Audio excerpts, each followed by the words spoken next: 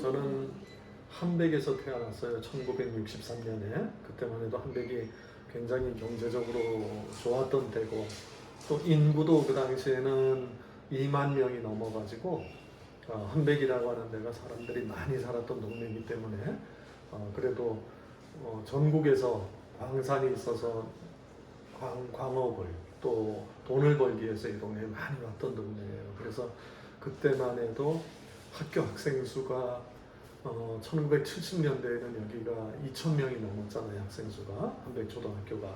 그리고 또 함백중고등학교도 굉장히 컸었고, 그래서 이제 함백에서 태어나서 여기서 중학교를 다니다가 2학년 때에 춘천으로 전학을 가서 춘천에서 중학교 또 고등학교를 나오고, 그다음에 대학교는 인천에서 인하대학교를 나오고, 대학원도 인하대학교를 나오고, 이제 그 이후에 정선에 와서 여기 와서 정선 아리랑 연구소를 만들어서 이런 일을 시작하게 됐어요. 그때가 내 나이가 20대 후반이었으니까 굉장히 일찍 들어왔던 거죠.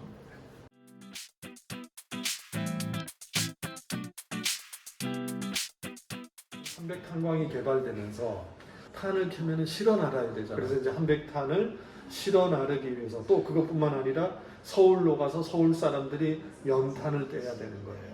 또 다른 도시로 가가지고 그 탄이 화학공업에도 쓰이고 그 다음에 연료로도 쓰이는 이런 게 돼야 되는데, 이승만 대통령이 함백탄광을 개발할 때 가장 먼저 했던 일이 바로 뭐냐면은 함백으로 기차가 들어오게 하는 거 있었어요. 트럭 하나에 싣고 갈 거를 큰 기차 이거 한 칸에 들어가는 게 트럭에 10대 분량이 들어간다 치면은 기차가 훨씬 더 효용성이 크잖아요. 그래서 이승만 대통령이 특별법으로 해서 함백 개발법을 만든 거예요. 그래서 함백탄광이 개발이 되고 함백역이 개발돼서 기찻길이 생기지 않으면 함백에서 탄을 아무리 많이 캐도 아무 필요가 없다는 거죠. 그래서 함백역을 만들고 영월에서 함백 들어오는 기찻길을 빨리 뚫은 거예요. 그리고 함백역은 탄차만 왔다 갔다 한 게 아니라 청량리에서 기차를 타면 함백역까지 오고, 또 함백에서도 청량리 갈 수 있고 하는 사람들이 왔다 갔다 하는 그런 공간이었었어요. 그런데 이제 이 함백역이 점점 잘 나가다가 함백광업소가 폐광이 되니까 여기 쓸모가 없어졌잖아요. 우리는 그런 건물이 있으면 다 부셔버리잖아요. 자꾸 부셔버리잖아요. 그래서 이제 그때에 이 동네의 이장분하고 마을 주민들하고 우리가 이 역을 다시 만들어 놓자. 똑같이 만들어 놓자. 그 똑같이 만들면은 역사성은 없어지고 생명은 없지만은 다른 사람들한테 귀감이 될 게 아니라, 이렇게 함부로 하는 게 아니다 해서 함백역을 복원을 했어요. 함백역이라고 하는 것은 사실은 작은 역에 불과하지만은 우리 지역 사람들이 다녔던 곳이고, 또 거기에 뭐 손님이라든지 친구라든지 친척이 오면 함백역에 가서 기차 타는 거 보고 손 흔들어주고 서로가 되돌아서서 돌아오고 하던 어떤 서정적인 공간이기도 하기 때문에, 저런 공간은 한 개인의 공간이 아니라 공공의 공간이었었어요. 이런 공공의 공간들은 반드시 지켜가야 되는 게 원칙이에요. 또 여러 공공의 건물들이라고 하는 것은 많은 사람들의 애환이 깃들어 있는 곳이기 때문에 저렇게 함부로 어떤 사람의 단순한 사람의 생각으로 부시거나 이런 공간이 되어서는 안 된다는 거죠.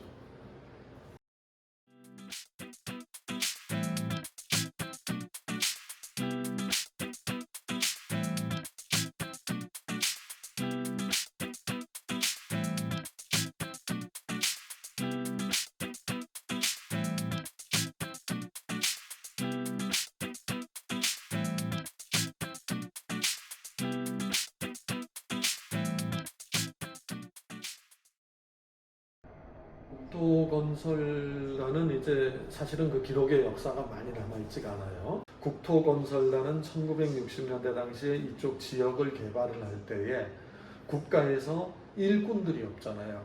그러니까 이제 그때 국토건설단에서는, 정부에서는 국토건설단을 조직을 하고, 주로 어떤 사람들을 잡아서 보내냐면은 군대를 안 가는 사람들, 군대 안 가고 왜 몰래 도망친 사람들, 또 범죄를 저지른 사람들, 경범죄라든지 뭐 이런 사람들을 골라가지고 국토건설단에서 일하면은 그 죄를 면해주겠다라고 하는 개념으로 나라에서 사람들을 끌어다 쓸 수 없으니까 동원을 한 게 바로 국토건설단이에요. 이 국토건설단은 이쪽 지역에 탄들이 많이 나오는 지역이니까 우리 정부가, 우리나라가 빨리 선진국이 되기 위해서는 산업시설을 만들어야 되는데 이러한 시설을 만들려니 인력이 딸리는 거예요.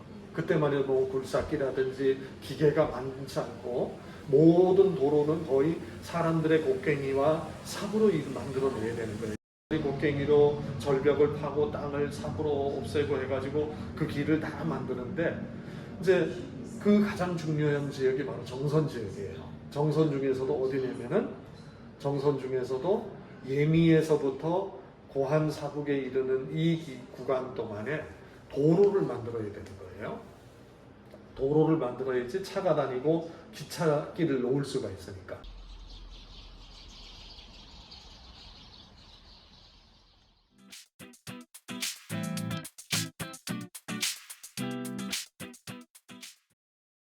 운치라고 하는 걸 옛날 사람들은 뭐라고 불렀냐면 구름재라고 그랬었어요. 구름재.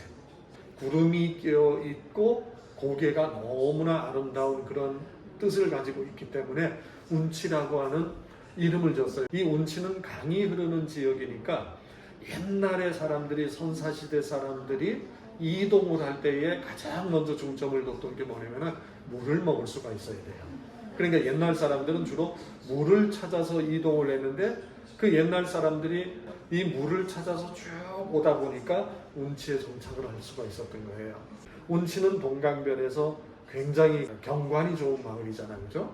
강도 끼고 있고 있기 때문에 굉장히 역사적으로 멋있는 지역이에요. 운치국민학교가 예전에는 되게 컸었어요. 지금은 예미초등학교, 운치분교지만은 옛날에는 운치국민학교가 하나의 초등학교였었어요. 운치리, 고성리, 덕천리 이 지역은 우리나라 동강 가운데서도 가장 감입사인천이 멋있는 지역으로 많은 사람들한테 알려진 지역이라고 볼 수가 있죠.